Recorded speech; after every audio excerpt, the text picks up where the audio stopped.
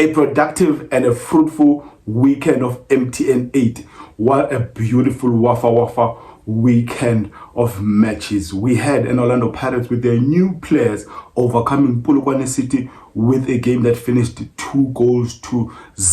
Sekhukhune United overcoming TS Galaxy in a game that finished 3-2. Come Sunday, we had a Stellenbosch that needed extra time to defeat AmaZulu 3-0. And the last fixture of MTN 8 was Mamelodi Sundowns versus Richards Bay, with Mamelodi Sundowns overcoming the Rich Boys 4-0. Funny how this thing has happened, in that the teams that finished from 5th to 8th, they are the ones that were defeated or relegated or pushed out of MTN 8, and the teams that were in the top 4 in the league deservedly are the ones that are remaining for the semi-finals. And we now all know the fixture is that what's beautiful about MTN 8 semi-finals is that we've got two legs. The semi-finals are played over 2 legs, and this is to give all the teams a chance. What they've not done correctly in the first leg, they should correct in the second leg. So the Wafa 2025 semi-final fixture will be between first leg, Mamelodi Sundowns will be traveling to Orlando. We don't know if the management of Orlando Pirates will change the fixture, maybe go to FNB as I've done before to host Mamelodi Sundowns there. And the second leg will be, we don't know whether it's going to be Loftus or they want to take Orlando Pirates to Atteridgeville. And the second fixture of the semi-final, Stellenbosch will be hosting Sekhukhune United. Yes, I do go by the name of Oscar Ntsinze Football, where I engage and discuss on anything to do with football, from Africa to the world and from the world to Africa. I don't think even someone who's neutral would have complained about the matches that we played in this quarterfinals Wafa weekend. I mean, it was an avalanche of goals. 2, 5 goals, 7 goals on Saturday, and we also had about 4 plus 7. That's like 12,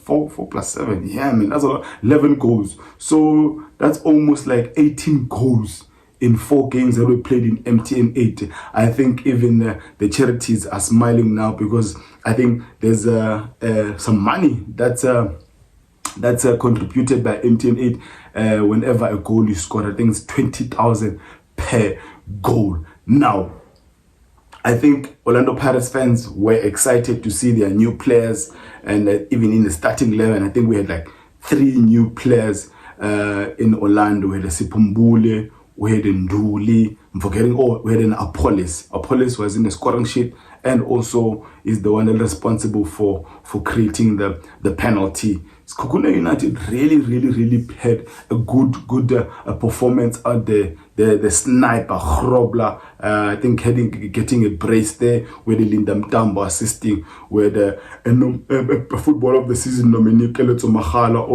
also assisting. Beautiful game we had in Stellenbosch, scoring 3 goals. Mujela is back, Cupido is back. AmaZulu also had a good turnout. And last fixture, the Premier Soccer League landlords, I'm talking about Mamelodi Sundowns, I don't think they were even on second gear against Richards Bay, yet they were able to score 4 goals, with the Rayners getting a brace, an own goal, a spicy, a sweet cross from Thapelo Morena.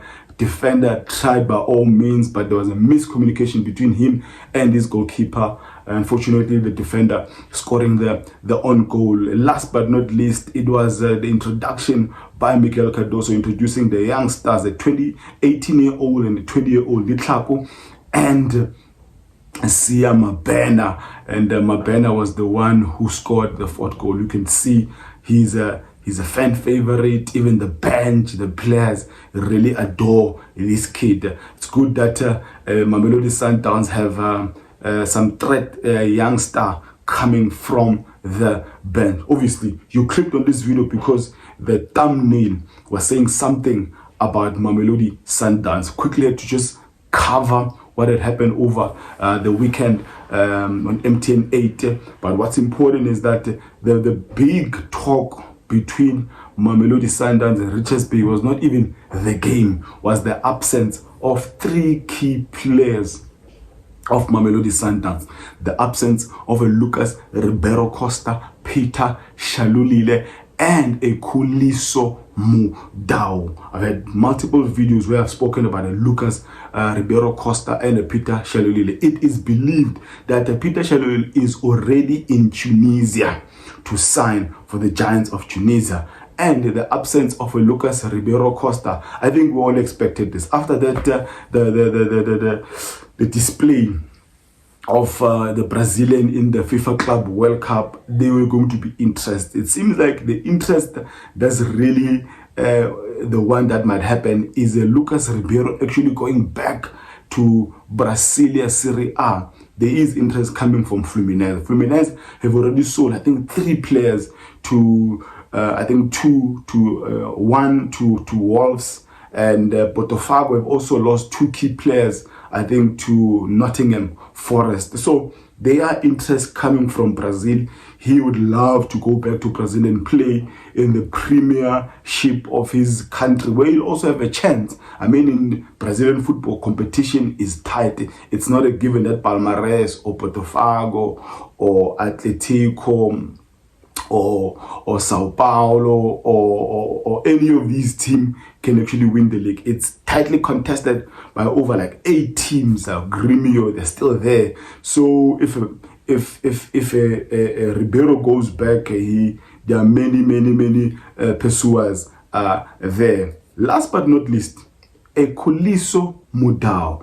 Khuliso Mudau is really trying to force his way out of Mamelodi Sundowns. Clearly, whatever they've offered, it's believed that it's a team from North Africa, or it could be any team from the Middle East, Saudi, UAE, or even Qatar. He's been one of the best right backs for the past 5 years in South Africa and even on the continent. Obviously, I'm saying a player playing in the continent.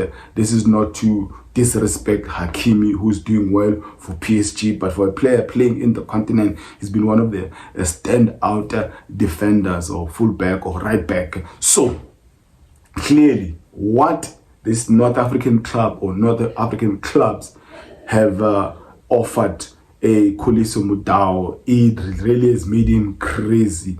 He either wants a new contract at Mamelodi Sundowns, because he had just signed a new contract in 2023, a bumper contract, one of the publications stated. So it was a good contract. He's on a good contract currently, but whatever they're offering him, I mean, it's difficult to resist the oil money.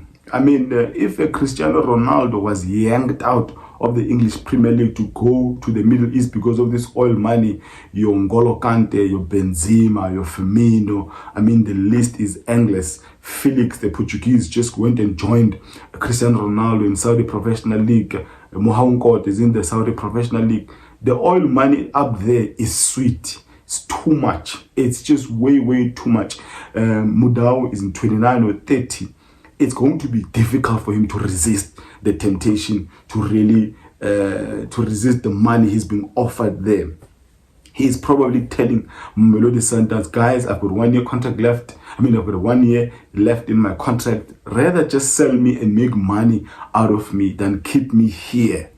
Mamelodi Sundowns clearly are planning a life outside a Khuliso Mudau. Zuko Mdunyelwa is underrated. He did fairly well against Richards Bay. In the second half, you could see him huffing and puffing. Thapelo Morena had a small injury according to the coach. That's why he was in the stands. Zuko Mdunyelwa did well for the 65 or 70 minutes he was on the field. He was replaced by the new boy. I don't think it was necessary for Basedin to be introduced, because now he was almost like playing on the right channel, whether you call it the fullback or the right mid, because he was in the middle there with Tebogo Mokoena and Nalende. And there are players that you don't want them to be in their natural position. His natural position is either to play in a back 3 where he's on the left side, or back 4 where he's playing a left full back. We saw also how Cardoso was employing a Mudiba.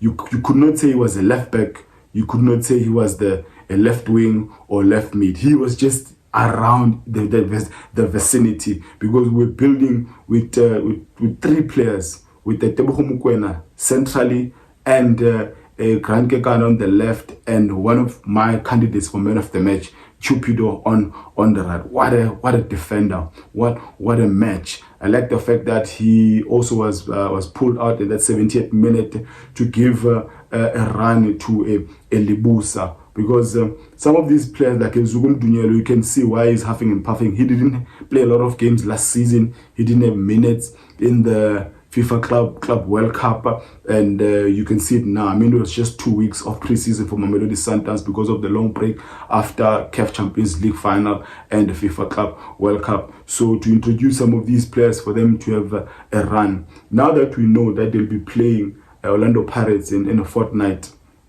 we will see. The testers are coming in that first game. They'll be traveling down to PE or East London to play against Chippa. We'll see what players he'll be starting with in that game to get a bigger picture of the way forward for Mamelodi Sundowns.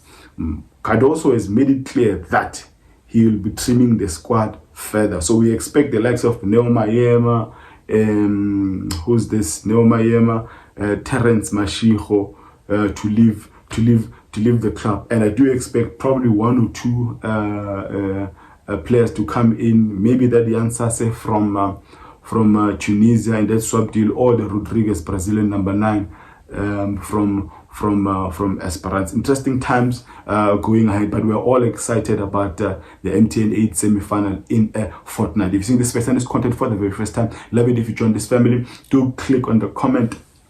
Do give your comment on the comment section below as to what you thought of the 4 fixtures in the Wafa MTN 8, and also just like, that is very important, probably more important than just subscribing. Now let me end it there by declaring, may my God bless you all.